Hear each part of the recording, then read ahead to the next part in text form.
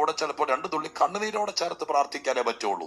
യേശുക്രിസ്തുവിന്റെ മനസ്സലിവിനകത്ത് കൂടെ കരയുകയല്ല, ആ വിഷയം അങ്ങ് കൈകാര്യം ചെയ്യുകയാണ്.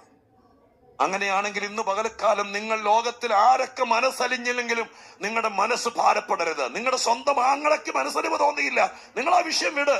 നിങ്ങൾ ജനിപ്പിച്ച അപ്പന് മനസ്സലിവ് തോന്നിയില്ല, നിങ്ങളുടെ കുഞ്ഞുങ്ങൾക്ക് മനസ്സലിവ് തോന്നിയില്ല, അതെല്ലാം വിട്. യേശുവിന് മനസ്സലിവ് തോന്നിയാൽ ഈ ലോകത്തിലെ 850 കോടി ആളുകൾക്ക് മനസ്സലിവ് തോന്നുന്നതിനേക്കാൾ വലുതാണ് എന്റെ ആരാധ്യനായ എന്റെ കർത്താവിന് മനസ്സലിവ് തോന്നുന്നത്. അത് വിശ്വസിക്കുന്നവര് മാത്രം. ഇന്ന് പകൽക്കാലം ആർക്കും അലിവ് തോന്നിയില്ലെങ്കിലും, ആർക്കും കരുണ തോന്നിയില്ലെങ്കിലും, ആർക്കും ദയ തോന്നിയില്ലെങ്കിലും എനിക്കൊരു രക്ഷകനുണ്ട്, എനിക്കൊരു വീണ്ടെടുപ്പുകാരനുണ്ട്. അതുകൊണ്ടാണ് യാക്കോബ് തെരഞ്ഞുപിടിച്ചെഴുതിയത്, ആർക്കൊക്കെ അയ്യോവേ നിന്നോട് ആർക്കൊക്കെ മനസ്സലിവ് തോന്നിയാലും ഇത്രയ്ക്കൊക്കെ ഉള്ളൂ. ഇനി തിരിച്ച 3 സഹോദരന്മാർക്ക്, സ്നേഹിതന്മാർക്ക് ഇയ്യോബിനോട് മനസ്സലിവ് തോന്നിയാലും സാത്താൻ കയറി മേയും ആ വീട്ടിൽ. ഞാൻ ബൈബിൾ അടയ്ക്കാം. മേയുകയാണ് ആ വീട്ടിൽ. കുഞ്ഞുങ്ങളുടെ ശവപ്പെട്ടി പുറത്തേക്ക് ഇറങ്ങുന്നു.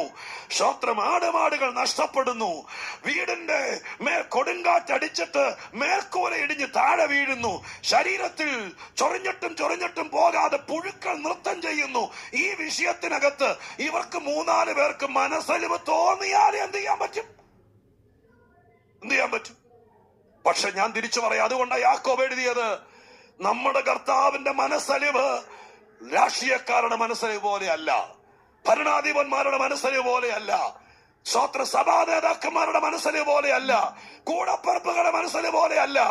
യേശുക്രിസ്തുവിന് മനസ്സലിവ് തോന്നിയാൽ ശവമടക്കാൻ കൊണ്ടുപോയാലും അതിനകത്തുനിന്ന് തിരിച്ചു പിടിക്കുന്നവനാ കർത്താവ്. ഇന്ന് പകരക്കാലം ഞാൻ ആത്മാവിൽ പറയാം, മനസ്സലിവ് തോന്നിയാൽ എന്റെ ദൈവത്തിന്റെ മനസ്സലിവിന്റെ പ്രത്യേകത, അവൻ ആ വിഷയം തീർത്തിട്ടേ പോകുകയുള്ളൂ. ഇന്ന് എന്റെ വാക്കുകൾക്ക് ഉപസംഹാരം കുറിക്കാം. ശ്രേഷ്ഠനായ ദൈവദാസൻ